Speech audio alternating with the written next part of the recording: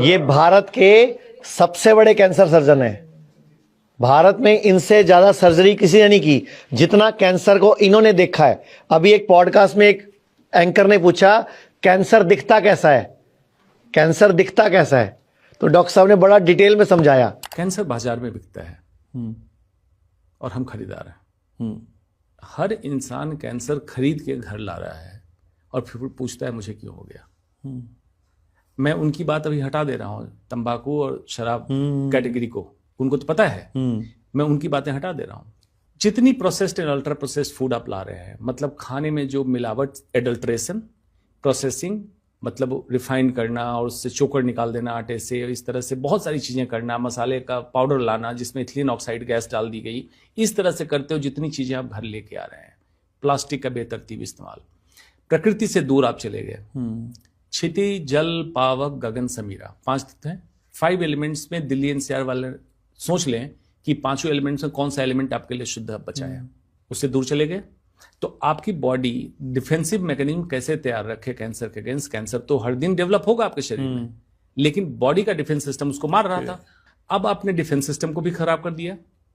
पूरी रात जगे हुए हैं, और टाइम पे खाना खा रहे हैं, हर चीज के लिए कुछ ना कुछ आप दबा ले रहे हैं, सारी चीजें आर्टिफिशियल आपकी लाइफ में आती जा रही है।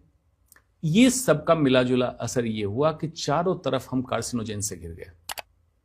उसके एडेड एनसीआर वालों के लिए air pollution, water pollution, stress.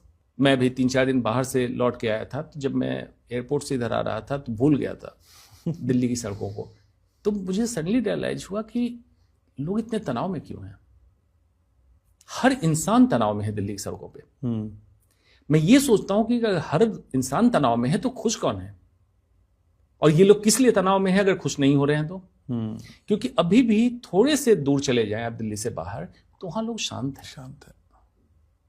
तो आज भी कैंसर का इंसिडेंस कम है। पैदल चल रहे हैं लोग, थोड़ी हवा साफ भी है उनकी। उत्तराखंड आई है। उत्तराखंड, मैं उत्तराखंड से ही लौटा। अच्छा, ठीक है, मैंने प्रमोशन कर दी अपने स्टेट की। अच्छा, उत्तराखंड से लौटा था। उत्तराखंड से लौटा था और वहां मैं पेड़ के पत्तियों को देख रहा था, जैसे लग रहा है कि अब मुस्कुरा के कुछ कहने वाली है। इतनी ताजी, इतनी हरी, और हर पेड़ का हरापन अलग था। ठीक है। दिल्ली का तो बगुला भी काला है, वहां बगुले बिल्कुल सफेद थे। वहां आसमान में तारे भी दिखाई देते हैं। आसमान में तारे दिख रहे थे। तो बीच बीच में अपने आप को, बॉडी को डिटॉक्सिफाई करने के लिए आप ऐसी जगह जाएं, प्रकृति के पास जाएं। सूर्योदय जरूर देखें हर दिन, सूर्यास्त के जितना करीब सो जाए बेहतर है। कि तुम लोग जो गंद संद खाते हो, जो तुम उल्टी सीधी स्ट्रेस लेते हो, जो तुम केमिकल लेते हो, जो पेस्टिसाइड जा रहा है, वो सब बॉडी में कचरा ही तो है। वो कचरे को इकट्ठा करके देखोगे कैसा दिखता है। तो कचरा खाना बंद करो ना, बॉडी से निकालना शुरू करो। अब तुम्हें दिन में 4 पोटी आ जाए तुम्हें टेंशन हो जाती है, खा तुम दिन में 8 बार लेते हो। 1 बार आती है तो खुश हो, 4 बार आ जाए तुम परेशान हो जाते हो। तो कहने का मतलब यह है कि हमें बॉडी में जो हम डाल रहे हैं उस मात्रा में निकलना भी चाहिए। आयुर्वेद का एक सूत्र है डॉक्टर साहब, जो हम बोलते हैं लोगों को, सर्वेषाणाम रोगाणाम निदानम कुपितामला, कि कोई भी रोग हो, कुपित मल को निकाल दो, निदान कर दो उसका, बॉडी ठीक हो जाती है।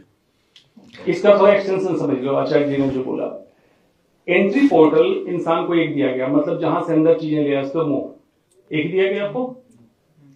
डॉक्टर तो कुछ भी लगा देगा, नस से चढ़ा लेंगे, हम कहीं से भी ले लेते हैं। एग्जिट पोर्टल, मेटाबॉलिज्म जब उसका होगा, निकलने के 4 रास्ते, मल, मूत्र, श्वास और पसीना, 4 रास्ते हैं।